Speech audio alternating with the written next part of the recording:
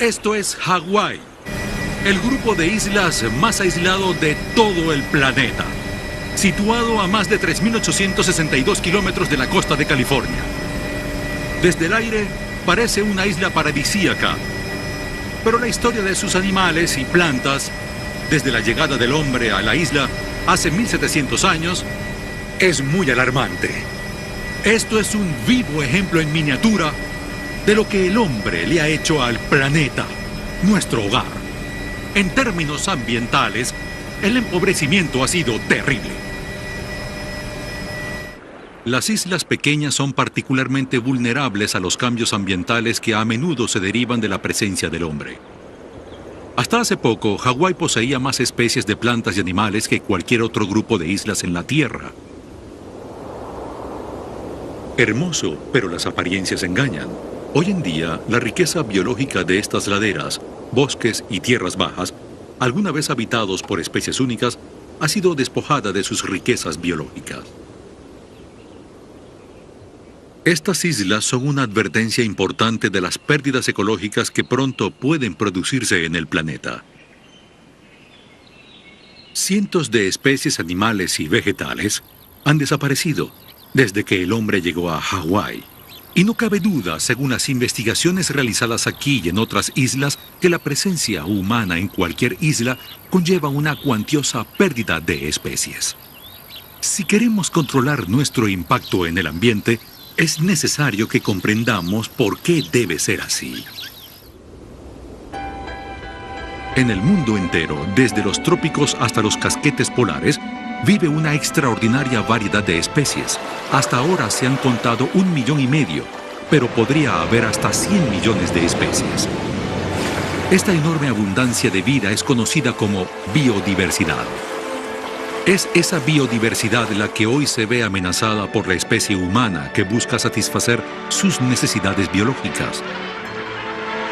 En este programa identificaremos las 5 actividades humanas que causan tal destrucción y que llevan a los expertos a anticipar una extinción masiva de otras especies durante este siglo. El porqué de la crisis.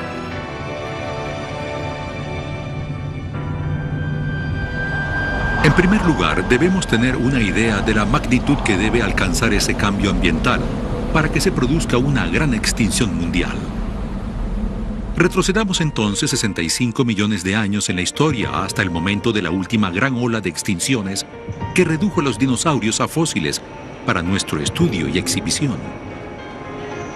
Muchos científicos creen que esto se produjo, en gran parte, debido a las secuelas ambientales causadas por la colisión entre la Tierra y un meteorito de 16 kilómetros de ancho que viajaba a casi 40.200 kilómetros por hora. Esto equivale a una detonación simultánea multiplicada por 10.000 de todo el arsenal mundial de cabezas nucleares. Fragmentos de roca a elevadísimas temperaturas hicieron arder la mitad de la vegetación mundial y densas nubes de polvo impidieron el paso de los rayos solares durante meses y meses, lo que provocó una caída vertiginosa de la temperatura en lo que antes había sido un mundo tropical. La lluvia era ácida y tóxica. El resultado final fue la extinción de más del 50% de todas las especies del planeta. Hay un lugar en Arizona donde un meteoro dejó su huella, pero este es diminuto en comparación con el que se cree causó la desaparición de los dinosaurios. En escala global es un mero agujerito, pero ante nuestros ojos es enormemente impresionante.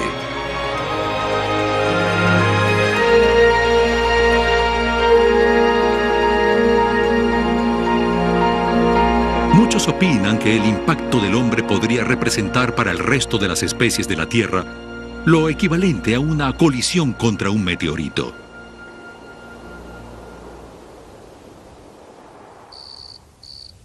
Puede parecer absurdo comparar el impacto que ha tenido el hombre sobre la biodiversidad con la catástrofe mundial causada por el impacto de un meteorito.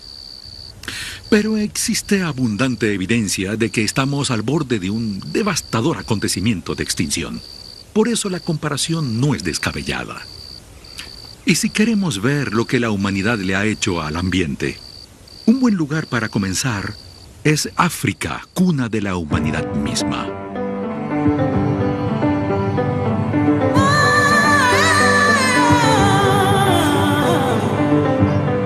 Aquí, en las planicies, aún podemos ver grandes manadas de lo que los científicos llaman megafauna o grandes mamíferos.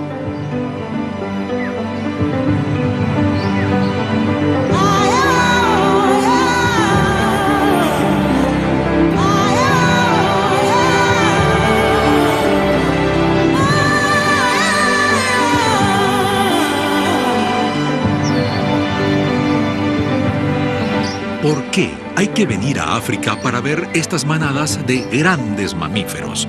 La respuesta es obvia.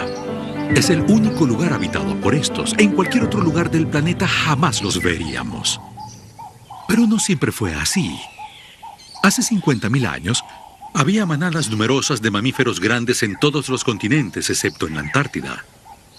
Y luego, en esa misma época, en un periodo muy corto, esos animales comenzaron a extinguirse. Al mismo tiempo, el hombre comenzó a emigrar fuera del continente que lo vio nacer, África, hacia otro lado del mundo. ¿Fue eso coincidencia? ¿O fue la primera evidencia de que el hombre ejerce un impacto en el resto de los animales de la Tierra, a diferencia de las demás especies? En América del Norte, 2/3 de todas las especies de los grandes mamíferos desaparecieron. ¿Cómo era la vida allí antes de que eso sucediera? El biólogo Jared Diamond hizo una investigación detallada de la extinción de la megafauna en todo el mundo. La megafauna extinta que habitaba la zona actual de Los Ángeles estaba conformada principalmente por mamíferos, camellos y leones. Hace 14.000 años, esta zona se parecía a las planicies del Serengeti, llena de leones, guepardos y elefantes. ¿Acaso la cacería de aquel hombre ancestral influyó en la desaparición de los grandes mamíferos? La única correlación que existe es que la extinción de la megafauna se produjo en las zonas que fueron habitadas por el hombre, como Australia hace 40.000 años, América hace 13.000 y Nueva Zelanda hace 1.000. Creo que esto basta para condenar al hombre. Aún quedan unas pocas especies de mamíferos grandes en América del Norte, como estos bisontes muy bien protegidos en las planicies de Dakota del Sur. Estos animales son enormes y potencialmente muy peligrosos, por eso tengo que permanecer en el auto si quiero acercarme tanto como ahora.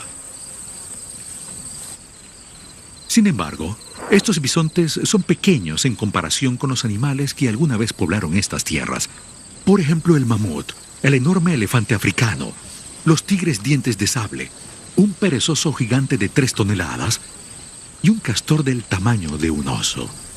Esto hace que nos preguntemos cómo el hombre a pie, armado tan solo con arco, flecha y lanzas, logró cazar a estos enormes monstruos y contribuyó significativamente a su extinción. Para sorpresa de todos, la respuesta la encontramos en África, al investigar por qué los grandes mamíferos no se extinguieron allí, a pesar de ser ese el primer lugar donde el hombre desarrolló el arte de cazar. Los grandes animales de África han evolucionado paralelamente con el hombre durante 5 millones de años. El hombre pasó de ser un cazador pésimo para convertirse en uno muy eficaz. Los animales en África tuvieron el tiempo necesario para aprender a temerle al hombre. Sin embargo, los animales que vivían alrededor de Los Ángeles se enfrentaron a los mejores cazadores de la historia humana. Ninguno de esos grandes mamíferos fuera de África había visto al hombre y no notaron que era un depredador. Posiblemente, en vez de actuar ferozmente, estos animales eran mansos y por ende presas fáciles para el hombre. Pero eso no es todo. El hombre es lo que los biólogos llaman un depredador cambiante. John Loden es un experto en el estudio de la población animal. Un depredador cambiante es aquel que cuenta con una gran variedad de opciones alimenticias y puede atacar una amplia variedad de animales. Es decir, que si una de las presas disminuye, el hombre puede atacar a otro tipo de presa. Por lo tanto, el hombre es capaz de pasar de una variedad de manjares a otra más accesible en el momento. Para entender el efecto negativo que un depredador cambiante puede tener sobre otras especies, veamos una historia moderna bastante sorprendente que incluye a otro depredador cambiante de Europa. Los huevos en tierra firme porque no había amenaza ninguna. Pero el puercoespín alteró todo eso. Por su condición de depredador cambiante siempre está buscando un nuevo tipo de alimento y esta vez cambió de babosas y gusanos a huevos de correlimos. Este cambio tuvo un impacto negativo en la reproducción de los correlimos, pero desgraciadamente la historia no termina aquí. Durante la marea baja, la isla South Uist está conectada con otras islas a través de caminos de arena y el puercoespín puede caminar de una isla a otra y devorar a su paso los huevos de aves. Algunas islas que no están conectadas naturalmente por puentes de arena han sido unidas por carreteras, así que el puercoespín ya no tiene ni que esperar por la marea baja. Pero los humanos no son depredadores cambiantes comunes. La pérdida de la megafauna es solo una muestra de que podemos cazar más rápido de lo que nuestras presas se reproducen. El consumo y la producción excesivos de plantas y animales es la primera de las 5 maneras como afectamos a la biodiversidad de la Tierra. A medida que el hombre crece, este desarrolla tecnologías más eficientes para mejorar su habilidad de cría y cultivo. Los árboles ilustran esta tendencia claramente. Si los cortamos más rápido de lo que crecen, entonces la reducción o desaparición del bosque será inevitable. El proceso natural de regeneración no será suficiente para preservarlos. Esta tala extrema afectará inevitablemente a todas las otras especies que interactúan con los árboles o dependen de ellos. Hoy en día, en todo el mundo, los árboles están siendo talados 10 veces más rápido de lo que son reemplazados por nuevos árboles. El mar también está siendo demasiado explotado. 70% de los principales peces están siendo consumidos por encima de su tasa de reproducción. Estadísticas recientes señalan que cada año, más de la mitad de todas las plantas del mundo y un gran porcentaje de animales son consumidos por una sola especie, la nuestra. La segunda manera en la que las actividades humanas están alterando la diversidad biológica también comenzó con la migración del ser humano. Este es el daño que se produce cuando se introducen animales y plantas en un lugar al que no pertenecen. Australia es famosa por la cantidad de especies extranjeras que han sido introducidas a sus tierras, a menudo para el perjuicio de sus propias especies. Un ejemplo desgarrador es el conejo europeo.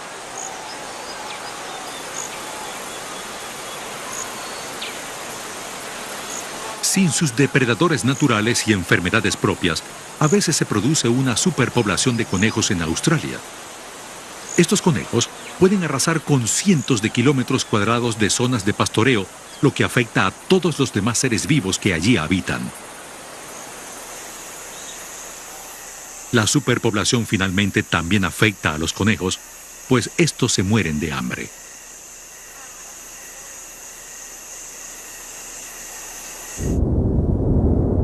Sin embargo, las especies extranjeras que causan el mayor daño ecológico son las que viven en pequeñas islas oceánicas como Hawái. Aquí la introducción de nuevas especies ha causado la extinción de especies locales. Al llegar a Hawái, todo parece ser hermoso, es un paraíso tropical. Pero lo que la mayoría de los turistas no sabe es que casi todo lo que ven en las tierras bajas son especies extranjeras. Prácticamente no hay aves nativas y muy poca vegetación propia. Muchas de las especies locales que sobrevivieron ahora viven aisladas en la cima de las montañas debido a la avalancha de plantas y animales extranjeros. Hawái alguna vez tuvo cientos de especies de aves únicas. Más de la mitad han desaparecido para siempre y muchas de las que han sobrevivido se encuentran en peligro de extinción. Pero los caracoles son el mejor ejemplo hawaiano de que la introducción de especies ajenas puede devastar la fauna local. Hace millones de años, un pequeño número de especies de caracoles llegó a la isla a través de la vegetación flotante. A partir de allí evolucionaron más de 1000 especies únicas de Hawái. Hoy en día, solo una reducida cantidad de estos sobrevive. Algunos, que producían estas coloridas conchas, son tan escasos que su población total no llega a los 10 especímenes. Estas enormes colecciones de caracoles hawaianos son el producto de la tendencia coleccionista de finales del siglo XIX. Hay muchos que jamás volveremos a ver, están extintos. Algunos quizás desaparecieron por la intensa recolección de la que fueron víctimas y otros sin duda porque su población se redujo descontroladamente. Pero la razón final que acabó con muchos de los caracoles hawaianos fue la introducción desmesurada de especies extranjeras.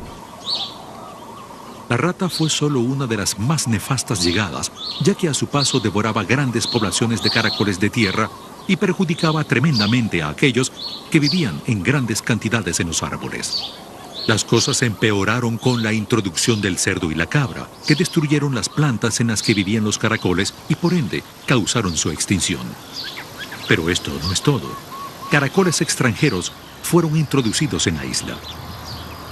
Estos son los caracoles gigantes de África Occidental que fueron introducidos en Hawái hace un siglo porque algunos los consideraban un exquisito manjar. Desgraciadamente, caracoles grandes como estos tienen un gran apetito y antes de lo pensado estaban acabando con los jardines. El hombre entonces, para controlar su población, introdujo el caracol carnívoro, incluyendo esta especie propia de Florida. Desgraciadamente, nadie investigó si los caracoles carnívoros preferirían al caracol gigante africano o a los pequeños caracoles hawaianos. Los caracoles carnívoros escogieron a los caracoles hawaianos y así se desató otra serie de extinción en Hawái. Los caracoles carnívoros se deslizan por las ramas buscando las huellas que dejan las especies endémicas. Las siguen y luego las devoran.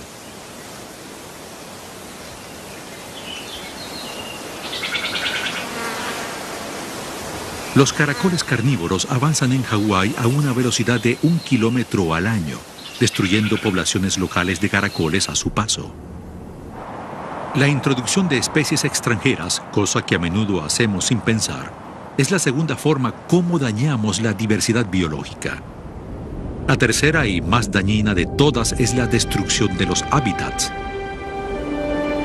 Un claro ejemplo de los efectos de la destrucción de hábitats lo vemos en la ciudad del Cabo, Sudáfrica. Alrededor de la ciudad, en esta diminuta esquina del continente africano, existe un hábitat conocido en Afrikaans como Fynbos. Es una de las comunidades vegetales más importantes de la Tierra, con una gran variedad de especies aún mayor que la existente en la selva amazónica de Sudamérica. Es lo que los científicos llaman un centro biológico. Existen más de 5.500 especies de plantas únicas en el mundo entero. Además, su relevancia también se debe a que algunas plantas tienen un área de alcance tan reducida que toda su población mundial podría aglomerarse en la mitad de un campo de fútbol. Esta peculiaridad es tristemente la clara demostración en miniatura de un hábitat en destrucción. 40% del área original de Fynbos ha sido prácticamente destruida por las actividades humanas como la agricultura y el crecimiento de la ciudad. Si una planta posee una extensión mundial de apenas unos pocos metros cuadrados y esa zona es destruida, la planta obviamente se extinguirá. Es sencillo. Si eliminas el hogar de una especie, esta desaparece. Esto es la destrucción del hábitat. Y el daño no termina aquí. Otras plantas también habitan ese territorio o dependen de esas especies, por lo que éstas también se verán afectadas, aunque su hábitat sea más amplio que la zona destruida. Nosotros mismos no somos inmunes a los efectos de la destrucción del hábitat. Hay un antiguo ejemplo en los Estados Unidos de lo que puede suceder. Este es el Cañón Chaco en el estado de Nuevo México. Forma parte de un desierto que abarca cientos de kilómetros cuadrados. Cuando los primeros expedicionarios europeos llegaron a esta zona a caballo, hace casi 350 años, hallaron poca agua, casi ningún árbol para prender fuego o construir, y una tierra muy, pero muy infértil ciertamente. El lugar parecía prácticamente inhabitable. Pero luego llegaron a este cañón y fueron sorprendidos por un extraordinario escenario.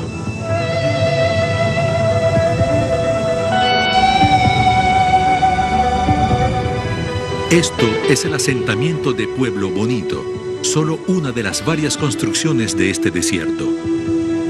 Fueron levantadas hace más de 1000 años por los indios Anasazi y fueron abandonadas 300 años después. Desde que fueron descubiertas nos hemos hecho las mismas preguntas. ¿Por qué construyeron los Anasazi sus ciudades en un desierto? ¿Y por qué esta civilización fue abandonada 300 años más tarde?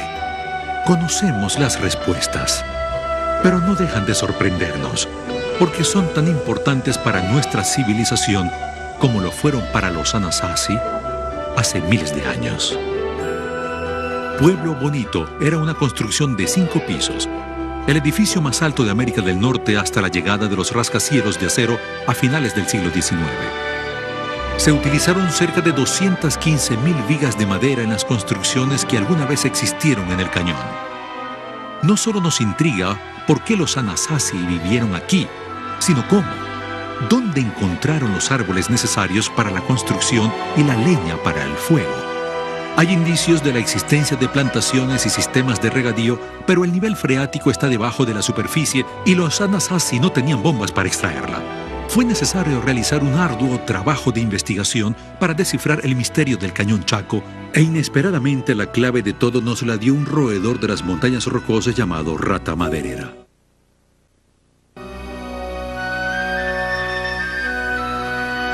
Esta rata es un animal nocturno y tímido. Para verla debemos utilizar cámaras con buena visión nocturna.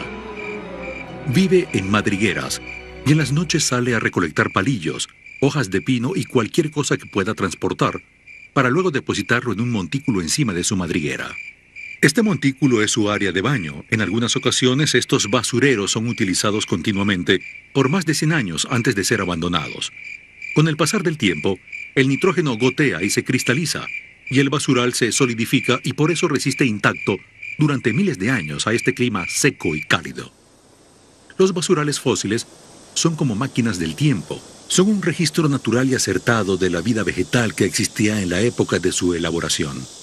Los científicos han analizado el contenido de 52 de esos basurales que abarcan un periodo de 10.000 años. Lo que descubrieron fue sorprendente. Al disolver el nitrógeno cristalizado y estudiar las plantas, se reveló el secreto de toda una civilización. Se descubrió que cuando los Anasazi llegaron al Cañón Chaco, el área estaba poblada de árboles de pino, árboles muy robustos. Estos árboles fueron talados y utilizados como material de construcción y leña. Cuando se agotaron esos árboles en el cañón, los Anasazis construyeron caminos para transportar madera desde las montañas a más de 112 kilómetros, pero para entonces ya el daño estaba hecho. Este es uno de los pocos árboles que sigue en pie. Parece que la destrucción de los árboles combinada con las sequías hicieron que el nivel freático disminuyera y se ubicara por debajo de los sistemas de irrigación hasta el punto que los Anasazi no pudieron seguir cultivando. La tierra se convirtió en el desierto que conocemos hoy, y los Anasazi debieron partir. El fin de esta civilización es una historia verdaderamente alarmante, pero el Cañón Chaco no fue un caso único. Hay muchos ejemplos. Lo mismo pasó en Mesopotamia, en la isla de Pascua, en los templos de Angkor Wat, en el Valle Río Indo, en Gran Zimbabue, en Micenas, Grecia, en el Valle de Mississippi, y pare de contar. La destrucción del hábitat es la actividad humana más perjudicial para la biodiversidad alrededor del mundo. A medida que nuestra población crezca y poblemos más y más áreas del planeta con nuestras construcciones y cosechas, inevitablemente destruiremos más hábitats naturales.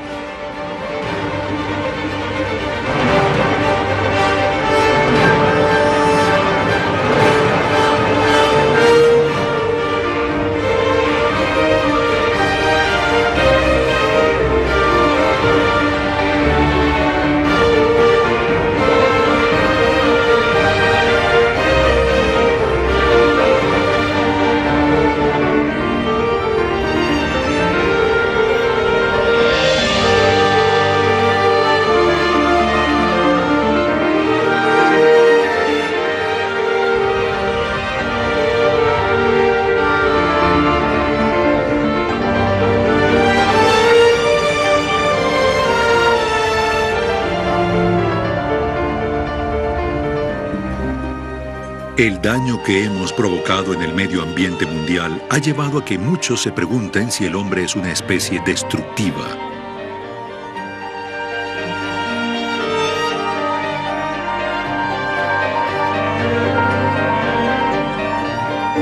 Edward Wilson es un biólogo que ha realizado un estudio sobre el efecto del comportamiento humano sobre el resto de los seres vivos.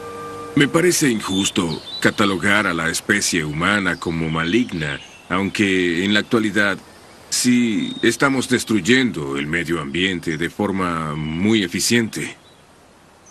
Pero no es nuestra intención, nunca lo ha sido. De hecho, era muy natural. Era necesario para la supervivencia del hombre ancestral atacar con todas las fuerzas a lo salvaje para poder conquistarlo, dominarlo y utilizarlo. En eso consiste la naturaleza del hombre, en expandir la población, obtener seguridad, control y alterar para su provecho. Y durante millones de años resultó sin causar mucho daño. Pero luego vino el desarrollo moderno, industrial y tecnocientífico, con lo que logramos eliminar hábitats completos, rápida y eficazmente. Tuvimos tanto éxito que afectamos la naturaleza. Y ahora es prácticamente demasiado tarde cuando comenzamos a darnos cuenta de que nos sobrepasamos y estamos destruyendo los cimientos del medio ambiente sobre los que se construyó la humanidad. La destrucción de hábitats es la tercera forma en la que las actividades humanas destruyen la diversidad biológica. Un proceso llamado aislamiento es la cuarta forma. Cuando destruimos hábitats, tendemos a dejar áreas intactas. Si sobrevolamos el globo, podemos ver claramente lo que estamos haciendo. Lo que hacemos es aislar a las especies unas de otras. Zonas intactas en medio de un hábitat totalmente modificado. ¿Pero qué sucede con esos hábitats que han sido reducidos a pequeñas islas? Para responder eso, el biólogo conservacionista Tom Lovejoy realizó un gran e ingenioso experimento en la selva de Brasil. Bien, en esa alfombra de selva tomé una podadora e hice varias islas. Literalmente corté el bosque y dejé áreas separadas de selva.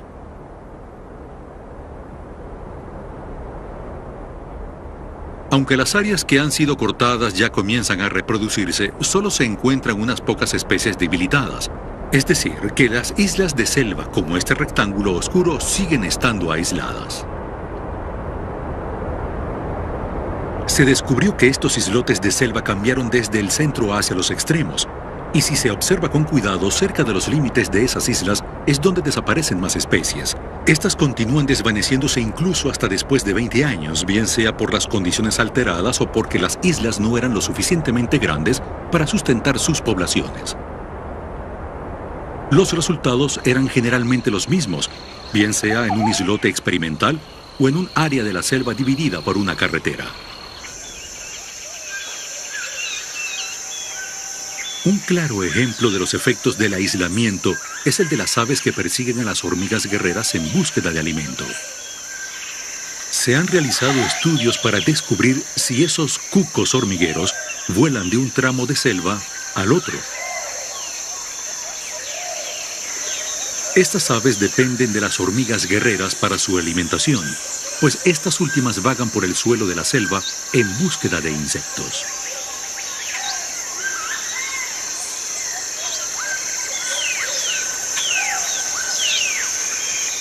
Una colonia de hormigas necesita de una amplia zona de selva para satisfacer sus necesidades. Si un islote de selva no es lo suficientemente grande, entonces las hormigas se irán hacia otro islote. Esto es un problema para los cucos hormigueros. Están psicológicamente adaptados a bosques sombríos y oscuros y se niegan a salir a la luz. Por esa razón, si las hormigas emigran, estos ya no podrán seguirlas tras la pista de algún fragmento. Y de ser así, estas aves se morirán de hambre. Una especie tras otra desaparecerá cada vez en todos los lugares donde se aísle cualquier tipo de hábitat.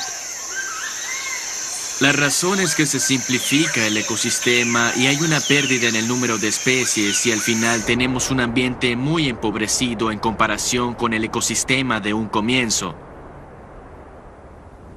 El aislamiento se ve con más y más frecuencia alrededor del mundo.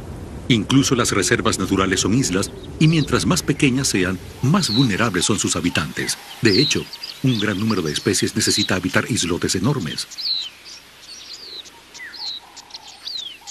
Hay un pequeño pero claro ejemplo en los pastizales de Chalk, que una vez se extendieron a todo lo largo de la costa del sur de Inglaterra. Los cambios en la práctica de la agricultura han tenido efectos dramáticos sobre este pequeño insecto.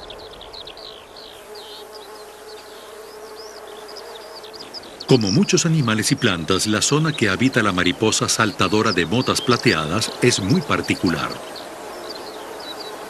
En Inglaterra solo puede sobrevivir en áreas donde el césped esté bien pastado, como aquí, en Box Hill, en Surrey. Ese pastoreo mantiene el césped muy corto, lo que permite el acceso a las flores que crecen al ras del suelo. Pero lo más importante para la mariposa es que también se forman áreas de tierra donde no hay ni pasto ni flores.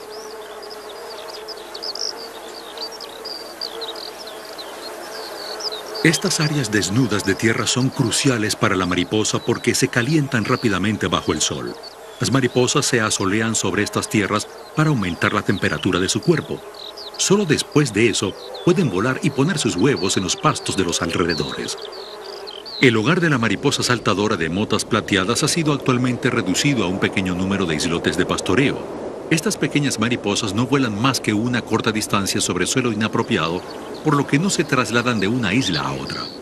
Todas las poblaciones de mariposas están ahora aisladas unas de otras, una consecuencia típica del aislamiento.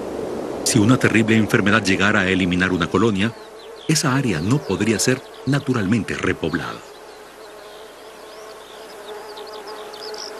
El peligro que corren las especies que viven en poblaciones aisladas es que una tras otra estas poblaciones podrían morir.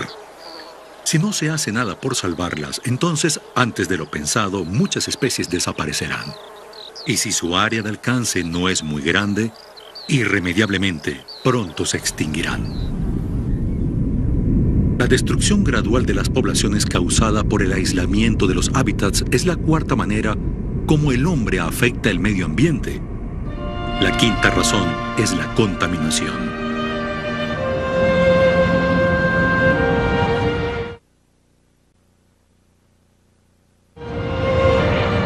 Existe contaminación en muchas partes del mundo. Los daños que ésta puede producir en el hábitat son enormes, pero a menudo es solo un problema local.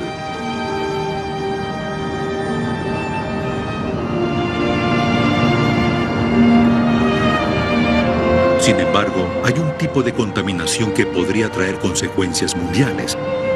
Se trata del calentamiento global consecuencia de las actividades humanas que liberan dióxido de carbono hacia la atmósfera. El dióxido de carbono es un gas invernadero que retiene el calor solar. Mientras más dióxido de carbono haya en la atmósfera, más se calienta la Tierra.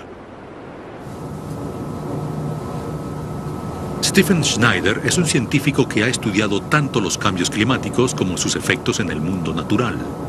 Es absolutamente cierto que cuando el hombre usa la atmósfera como alcantarilla, libera cantidades de humo, tala los árboles y crea plantas de cemento, contribuye con la proliferación de gases efecto invernadero. Y también es cierto que estos absorben el suficiente calor como para crear un cambio. Tal vez el daño esté hecho. Sabemos que el nivel del mar ha aumentado de 10 a 20 centímetros, que los grandes glaciares se están derritiendo, que los huracanes son probablemente un poco más intensos. Así que tal vez ya podamos admitir que sí contribuimos con esas grandes sequías e inundaciones. El calentamiento global ha ocurrido naturalmente antes. Es posible notar el efecto que este tiene sobre los animales y plantas si navegamos mar adentro y retrocedemos 10.000 años. Me encuentro en un bote pesquero en el Mar del Norte, frente a las costas holandesas, y lanzamos una red de arrastre de 30 metros de profundidad en búsqueda de mejillones. Pero a veces las redes extraen algo más que mejillones. Por ejemplo, evidencias reales de un calentamiento global anterior.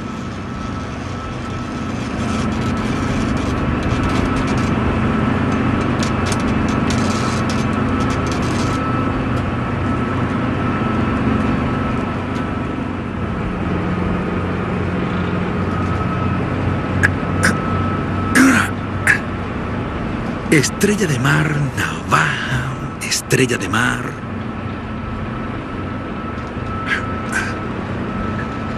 Así me gusta. Esto es un hueso, un gran hueso. Esto parece ser una articulación, como esta.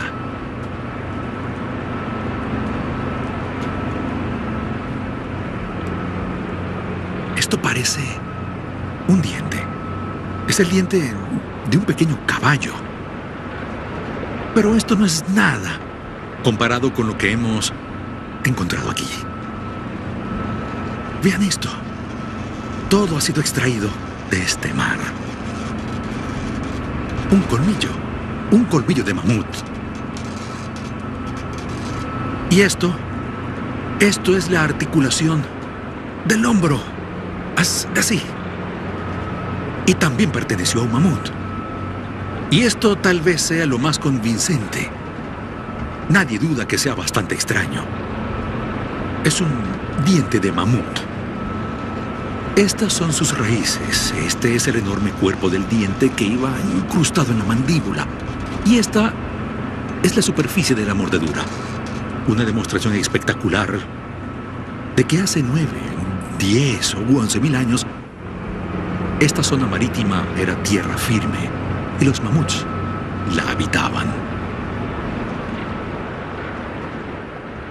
El calentamiento global provocó un gran aumento del nivel del mar que inundó muchas tierras bajas y cambió el carácter de muchas áreas al alterar los patrones climáticos. Encontrar los huesos de un enorme animal de tierra como un mamut bajo el mar evidencia que el calentamiento global puede provocar cambios importantes en la distribución de animales y plantas. Es igualmente obvio que cualquier calentamiento global futuro hará lo mismo. Cuando esto suceda, la temperatura cambiará en todo el planeta, como vemos en esta imagen. Es un problema para muchos animales y plantas, ya que estos solo soportan ciertas temperaturas.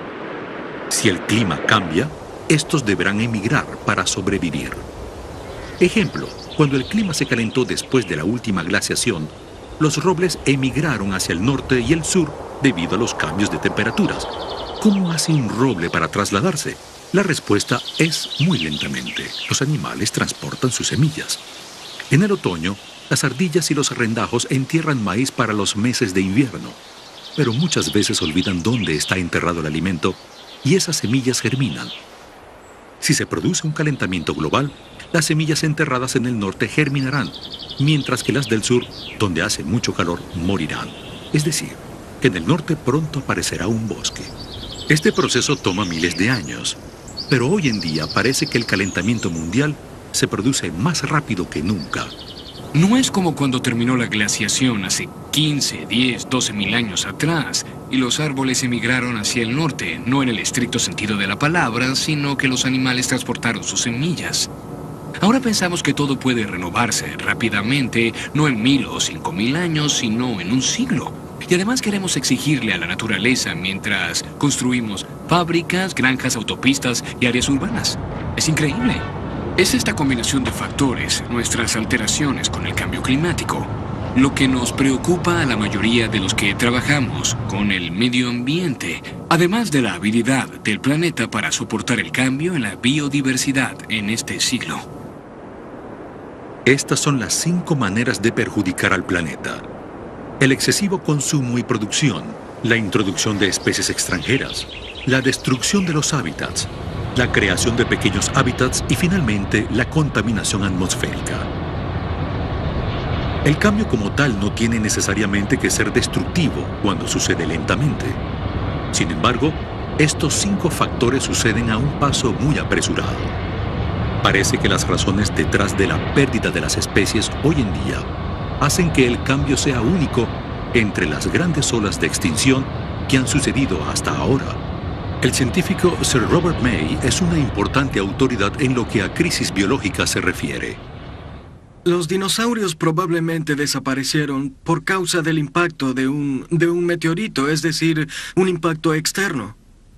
Lo que vemos actualmente es único en la historia de la naturaleza. Una sola especie, nosotros, agotamos indiscriminadamente, por ejemplo, de 1/4 a la mitad del material vegetal de la Tierra en un solo año. Y nuestras actividades están creando las condiciones que podrían causar una nueva ola de extinción, una ola de la que somos responsables. Me refiero a que es el mejor y el peor de los momentos.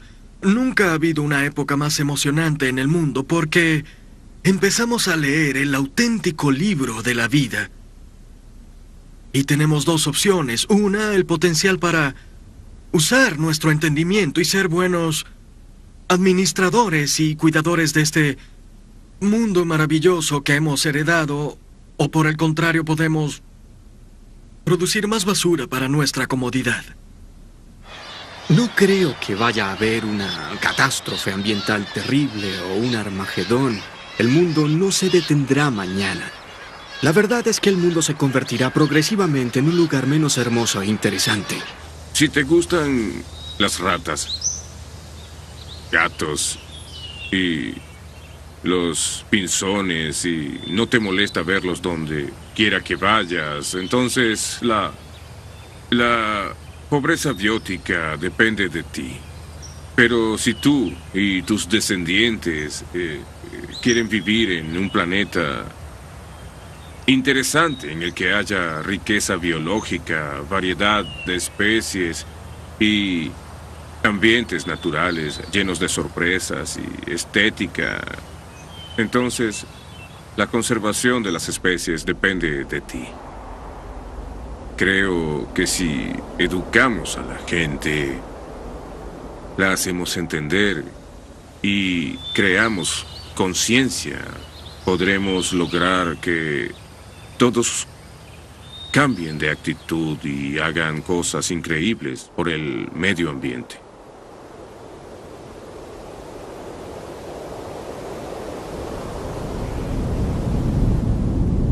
Comenzamos nuestra investigación en Hawái, la imagen de un paraíso tropical. La vulnerabilidad de sus animales y plantas tiene que ver con el hecho que evolucionan aisladamente. Pero su destino debe ser una advertencia para nosotros. Ahora comprendemos cuáles son las actividades humanas más dañinas para la diversidad de animales y plantas de este planeta. Ese conocimiento será crucial si queremos lograr el reto del próximo siglo, como proporcionar un buen nivel de vida a la población creciente de humanos, sin provocar un total empobrecimiento del planeta.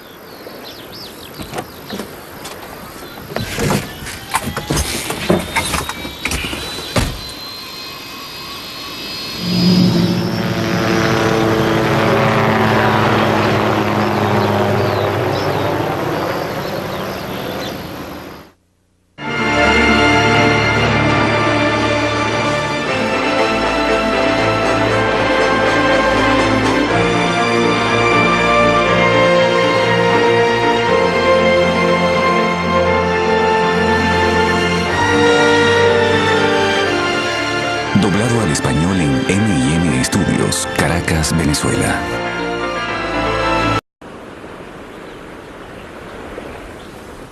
Esto es Hawái, el grupo de islas más aislado de todo el planeta, situado a más de 3.862 kilómetros de la costa de California. Desde el aire parece una isla paradisíaca, pero la historia de sus animales y plantas, desde la llegada del hombre a la isla hace 1.700 años, es muy alarmante. Esto es un vivo ejemplo en miniatura de lo que el hombre le ha hecho al planeta, nuestro hogar. En términos ambientales, el empobrecimiento ha sido terrible. Las islas pequeñas son particularmente vulnerables a los cambios ambientales que a menudo se derivan de la presencia del hombre. Hasta hace poco, Hawái poseía más especies de plantas y animales que cualquier otro grupo de islas en la Tierra. Hermoso, pero las apariencias engañan. Hoy en día, la riqueza biológica de estas laderas, bosques y tierras bajas, alguna vez habitados por especies únicas, ha sido despojada de sus riquezas biológicas. Estas islas son una advertencia importante de las pérdidas ecológicas que pronto pueden producirse en el planeta. Cientos de especies animales y vegetales han desaparecido años en la historia hasta el momento de la última gran ola de extinciones que redujo a los dinosaurios a fósiles para nuestro estudio y exhibición.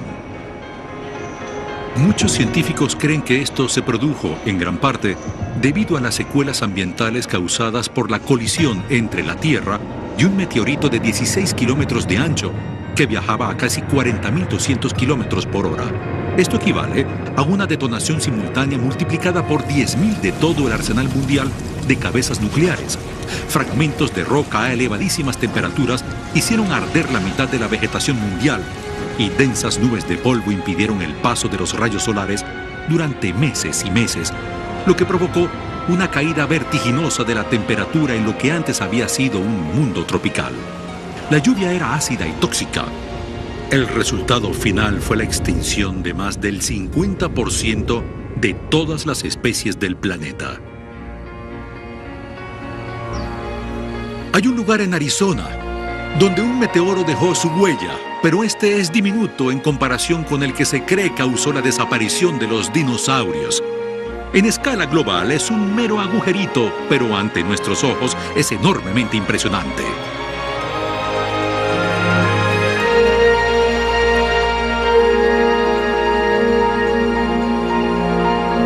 De grandes mamíferos. La respuesta es obvia. Es el único lugar habitado por estos. En cualquier otro lugar del planeta jamás los veríamos. Pero no siempre fue así. Hace 50.000 años, había manadas numerosas de mamíferos grandes en todos los continentes, excepto en la Antártida. Y luego, en esa misma época, en un periodo muy corto, esos animales comenzaron a extinguirse. Al mismo tiempo, el hombre comenzó a emigrar fuera del continente que lo vio nacer, África, hacia otro lado del mundo. ¿Fue eso coincidencia? ¿O fue la primera evidencia de que el hombre ejerce un impacto en el resto de los animales de la Tierra, a diferencia de las demás especies? En América del Norte, 2/3 de todas las especies de los grandes mamíferos desaparecieron. ¿Cómo era la vida allí antes de que eso sucediera? El biólogo Jared Diamond hizo una investigación detallada de la extinción de la megafauna en todo el mundo. La megafauna extinta que habitaba la zona actual de Los Ángeles estaba conformada principalmente por mamíferos, camellos y leones. Hace 14.000 años, esta zona se parecía a las planicies del Serengeti, llena de leones, guepardos y elefantes. ¿Acaso la cacería de aquel hombre ancestral influyó en la desaparición desde que el hombre llegó a Hawái? Y no cabe duda, según las investigaciones realizadas aquí y en otras islas, que la presencia humana en cualquier isla conlleva una cuantiosa pérdida de especies. Si queremos controlar nuestro impacto en el ambiente, es necesario que comprendamos por qué debe ser así. En el mundo entero, desde los trópicos hasta los casquetes polares, vive una extraordinaria variedad de especies. Hasta ahora se han contado 1,5 millones, pero podría haber hasta 100 millones de especies. Esta enorme abundancia de vida es conocida como biodiversidad. Es esa biodiversidad la que hoy se ve amenazada por la especie humana que busca satisfacer sus necesidades biológicas. En este programa identificaremos las 5 actividades humanas que causan tal destrucción y que llevan a los expertos a anticipar una extinción masiva de otras especies durante este siglo. El porqué de la crisis.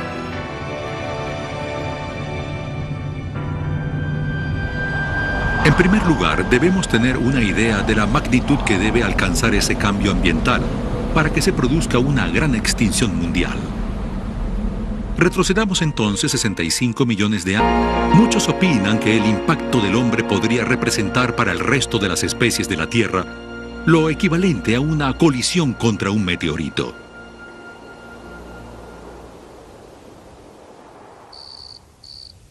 Puede parecer absurdo comparar el impacto que ha tenido el hombre sobre la biodiversidad con la catástrofe mundial causada por el impacto de un meteorito. Pero existe abundante evidencia de que estamos al borde de un devastador acontecimiento de extinción. Por eso la comparación no es descabellada. Y si queremos ver lo que la humanidad le ha hecho al ambiente, un buen lugar para comenzar es África, cuna de la humanidad misma.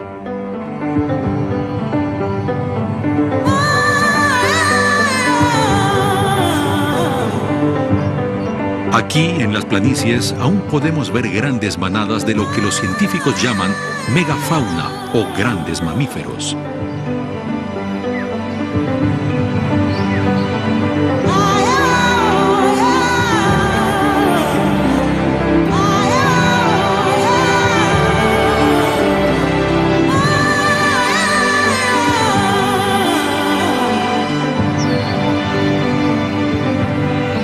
¿Por qué hay que venir a África para ver estas manadas?